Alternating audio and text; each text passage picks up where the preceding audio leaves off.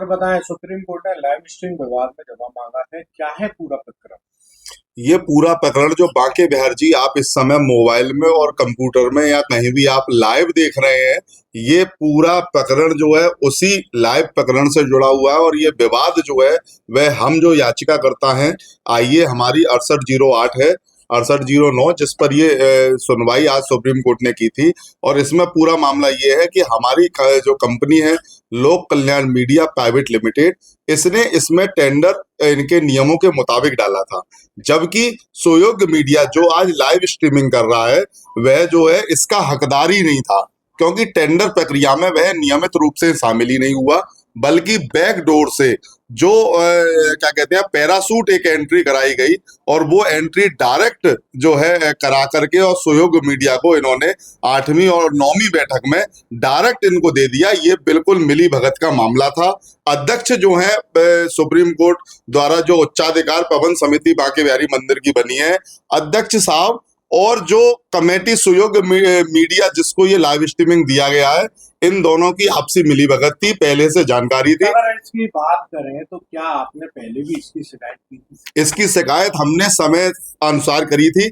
सबसे पहले तो जब इनका विज्ञापन 4/10/2025 को निकला था, तो 29/10/2025 को इनकी जब 7वीं बैठक हुई जिसमें हम शामिल हुए।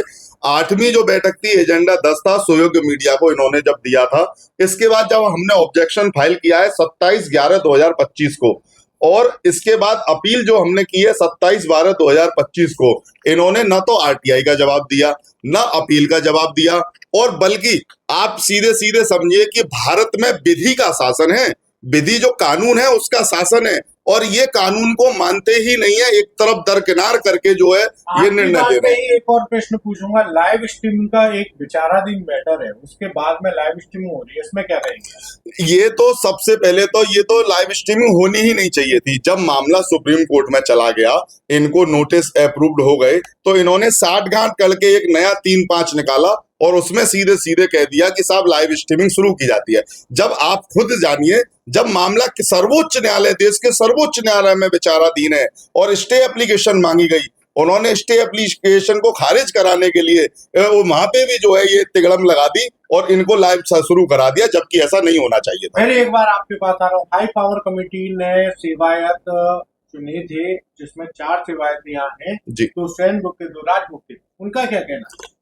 इस मामले में तो सबसे पहले मैं ये बता दूं, हाई पावर कमेटी में जो 4 सेवायत सदस्य हैं वो बांके बिहारी जी के साथ में जो है इंसाफ नहीं कर रहे हैं।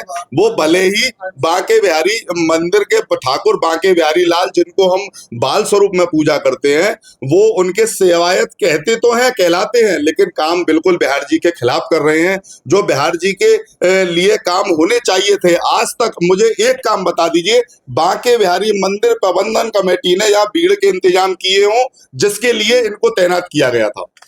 जन्माष्टमी में ये मामला हुआ था, जब से ये हाई पावर कमेटी प्रशासन लगातार तैयारियां कर रहा है, उसके मामले को छोड़कर मैं आपसे पूछना चाहूंगा पूरा क्या मामला है, आप क्या कहना है? पूरा ये जो मामला है, मैं तो सीधे सीधे आपको साफ, मेरे मामले को छोड़िए, मैं आपको बता दूं, बांके बिहारी मंदिर प्रबंधन कमेटी सिर्फ दिखाने के लिए है। भले ही उसमें जिलाधिकारी सदस्य सचिव हो, अपर नगर आयुक्त हो, एसएसपी हो, तमाम जो हैं वो अधिकारी कोई निर्णय नहीं ले सकते, कोई अपनी सलाह नहीं दे सकते। 4 सेवायत जो हैं कभी भी बिहार जी के पक्ष में उन्होंने कोई भी बयान जारी नहीं किया। जैसा वो अध्यक्ष साहब कहते हैं, तोते की तरह हाँ हाँ कर देते हैं। फिर एक बार आपसे पूछूंगा, प्रशासन द्वारा जो व्यवस्था की जा रही है अभी तक आप कितना? बिल्कुल जीरो है। बांके बिहारी प्रबंधन कमेटी को मैंने खुद आवेदन दिया था और इनको समझाया था कि क्राउड कंट्रोल कैसे होगा। ये भले ही चाहे 20 तरह से जो बैठकों में तरह तरह के निर्णय निकालते हैं, ये लोग देखते हैं कि इसमें कैसे साठगांठ होगी, किस तरीके से बैकडोर से जो है। आज क्या पूरा मामला आया है?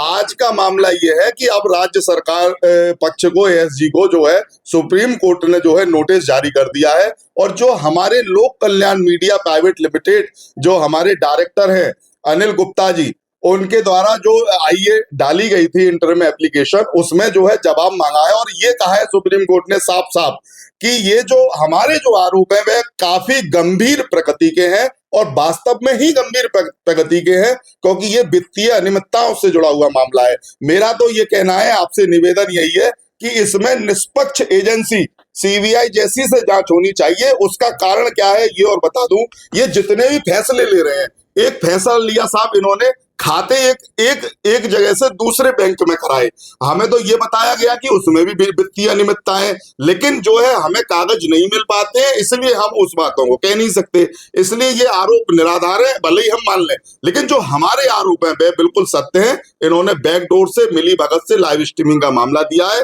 और वित्तीय अनियमितताओं में सभी लोग शामिल हैं। जो जितने भी सदस्य हैं वो नकारा है, एक भी फैसला नहीं ले पाते हैं।